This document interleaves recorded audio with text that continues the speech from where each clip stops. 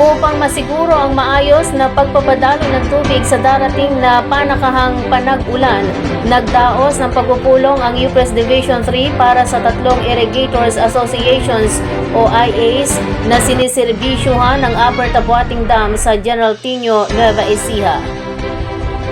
Kabilang sa mga tinalakay sa pagpupulong na ito ang responsibilidad ng mga IA na naaayon sa Modified Irrigation Management Transfer o IMT contract, pati na rin ang schedule ng pagpapadaloy. Hinihikayat ni Division 3 Manager Engineer Elenita L. Toquero ang mga miyembro ng IA na sumunod sa schedule na magsisimula sa ika-1 ng Agosto upang maiwasan ang mga problema na dulot ng hindi pagsunod dito.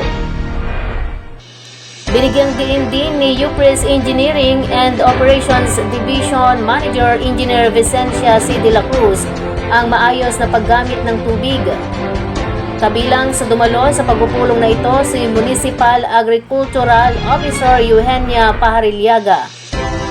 Kasabay nito, nagpaabot naman ang kanyang concern si Ginoong Jesusito Fermin sa NIA na sana daw ay maaga ang padaloy ng tubig sa San Antonio area dahil marami na ang nakatanim at marami din aniya ang hindi pa nakatatanim kung kaya tumatanda na ang mga punla.